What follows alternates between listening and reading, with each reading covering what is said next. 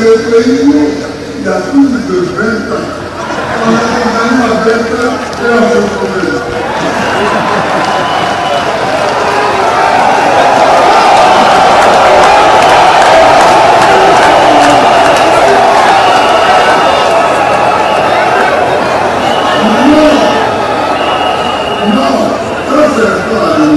C'est du Gbagbo.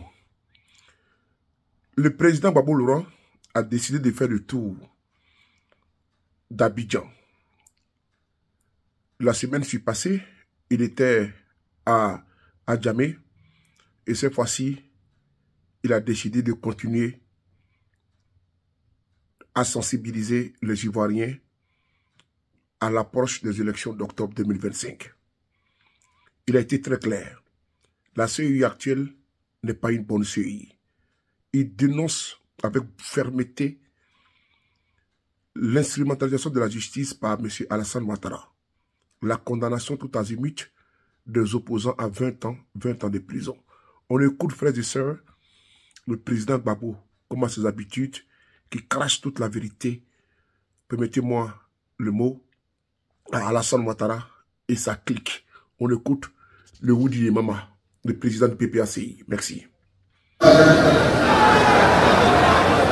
Ici, à Côte d'Ivoire, c'est le pays où il y a plus de 20 ans. On a condamné à 20 ans et on se promène.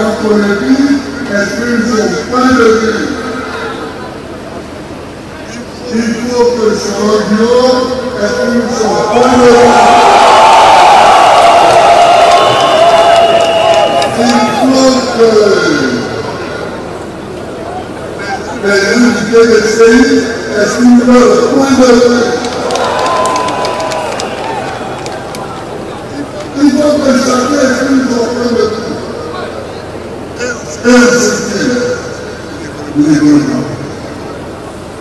y a des journaux qui sont porteurs de ce point de vue-là, mais on dit, le matin, si tu as vu la température des journaux, tu les achètes tous, si tu as vu, tu les lis ou tu ne les lis pas, mais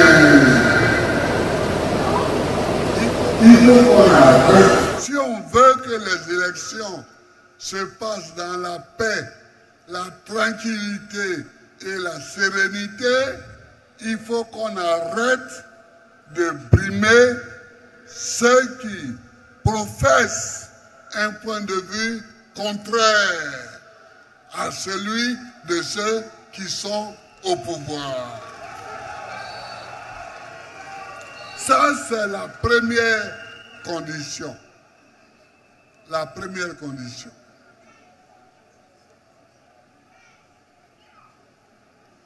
Deuxième condition,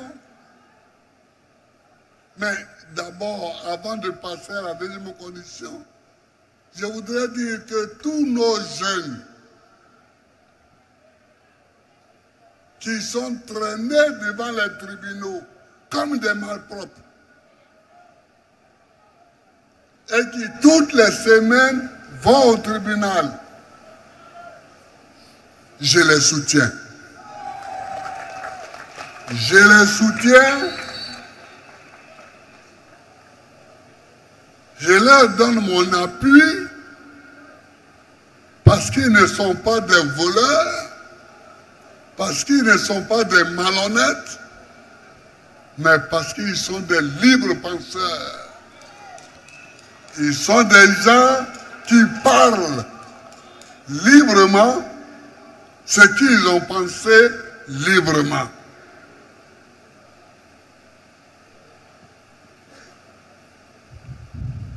Deuxièmement, faut que les élections elles-mêmes soient organisées dans la clarté. Dans la clarté. C'est nous, Gbagbo et ses amis, qui avons réclamé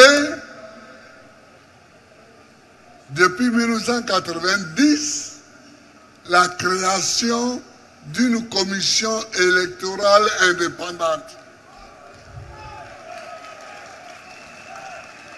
Il y avait nous en Côte d'Ivoire, il y avait certains camarades dans d'autres pays africains. On a milité pour ça, pour que le ministère de l'Intérieur n'organise plus les élections. Et ça, surtout après la première élection de 90, où j'étais candidat contre Houphouët-Boigny, et où le ministre de l'Intérieur avait organisé les élections. Il m'a téléphoné pour que je lui envoie des délégués pour assister au ministère à l'arrivée et au dépouillement des résultats. Je lui dis d'accord. Je lui dis les deux noms. Il les accepte. Il dit que les résultats vont arriver à partir de 18 h. Nos amis s'en vont donc vers 17h30 au bloc ministériel. Mais le ministre de l'Intérieur a fait comme si jamais il m'a demandé de lui envoyer des personnes. Il les a chassés. C'était Sangaré Aboudraman et Dakouri Louis André. Le ministre de l'Intérieur les a chassés. Bon. On proclame les résultats. J'ai un peu plus de 18%. Houphouët à le reste. Bon. On ne dit toujours rien. Et le ministre se fend d'un discours injurieux à l'égard de ma personne. Pourquoi même je suis candidat? Que veut Gbagbo Laurent? Ah, mais je suis candidat parce que je vais être président de la République. Qu'est-ce que vous ne comprenez pas, monsieur le ministre?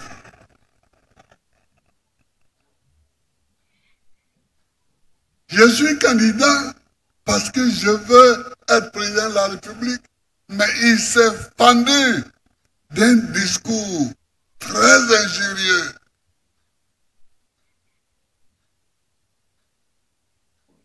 Mais après ça, notre lutte pour réclamer une commission électorale indépendante n'a fait que redoubler.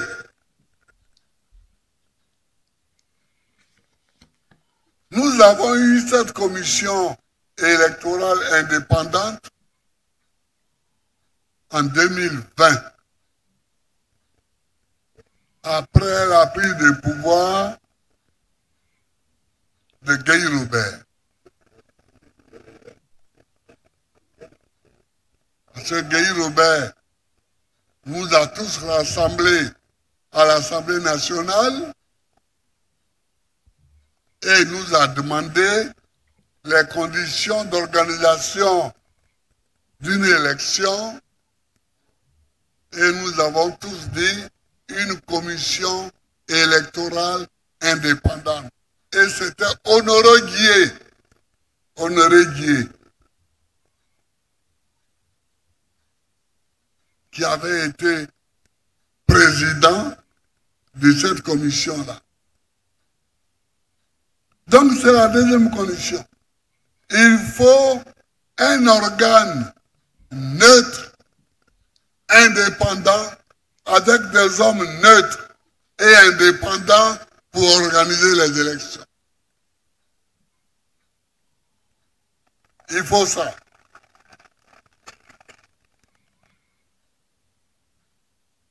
Troisièmement,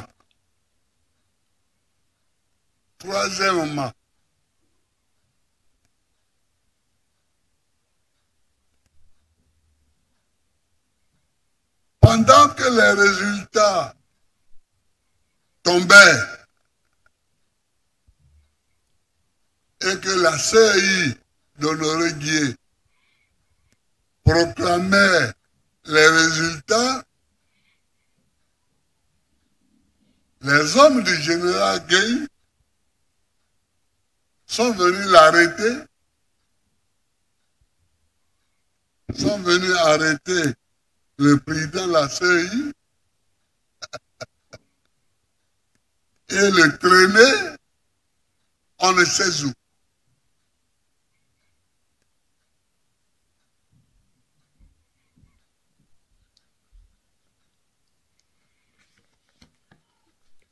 Voilà ce qui a donné le point de départ d'une grande manifestation à travers Abidjan,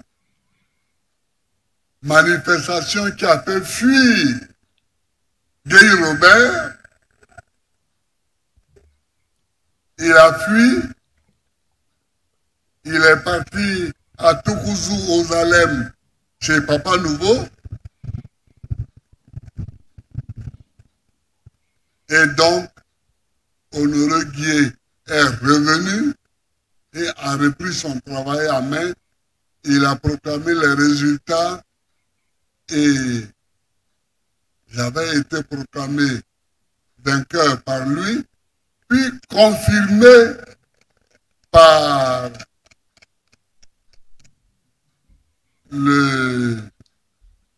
la Cour suprême, parce que le Conseil constitutionnel n'existait pas encore. Donc, troisièmement, il faut respecter ceux qui organisent les élections et ne pas les arrêter n'importe comment. Mais quatrièmement, il faut que les gens de la CEI eux-mêmes se rendent respectables. Il faut qu'ils soient respectables.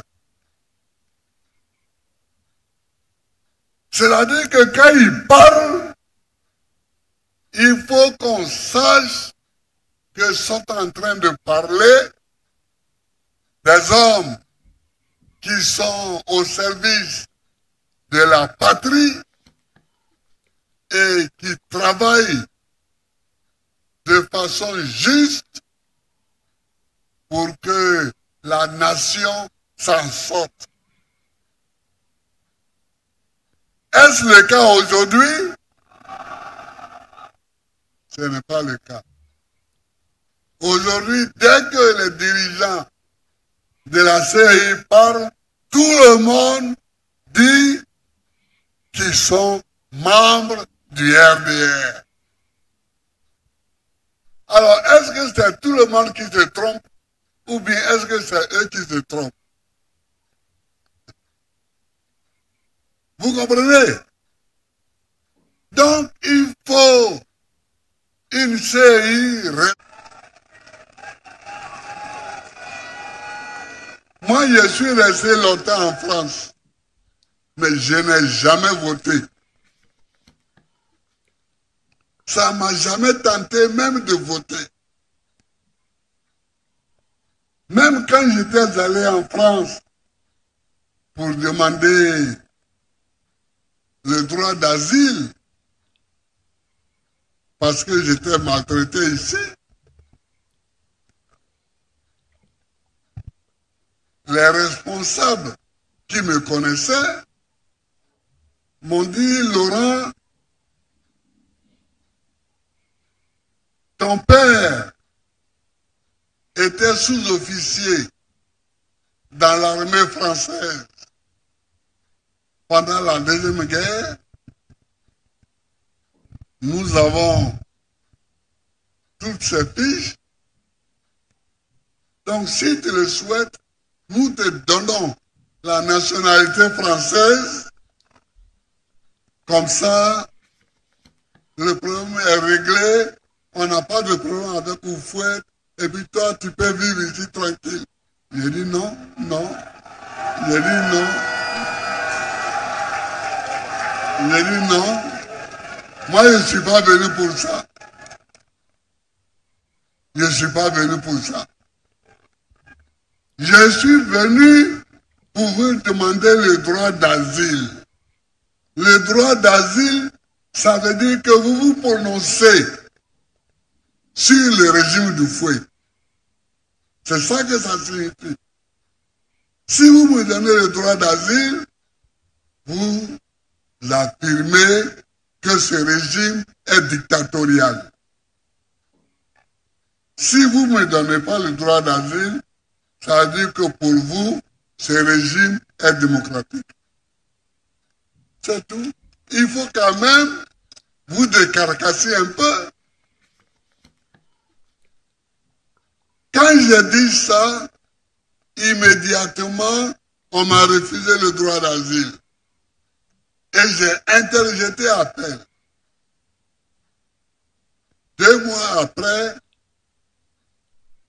l'appel est arrivé au tribunal. Et là, après une étude minutieuse, on m'a accordé le droit d'asile.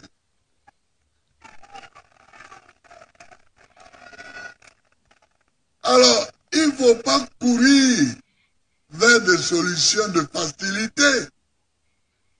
Je cours, je prends la nationalité d'un tel pays parce que je peux, et puis bon,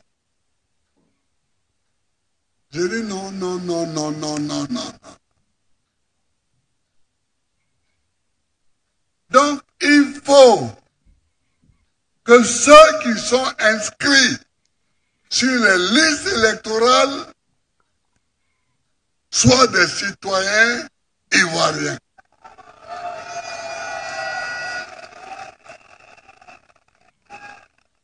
Mais ça se fait, c'est ce qui se fait partout dans le monde.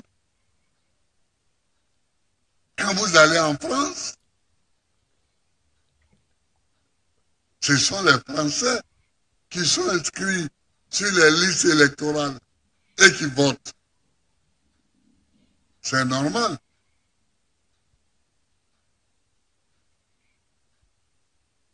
Quand vous allez en Grande-Bretagne, pareil, en Norvège, pareil, au Danemark, pareil, en Amérique, pareil, etc. Mais on ne peut pas jouer à plusieurs chaises et être un peu français, un peu ivoirien, un peu danois, un peu finlandais. Non. On ne peut pas être un peu de tout. On est ou on n'est pas. On est ou on n'est pas. Et ça, il faut que ce soit clair.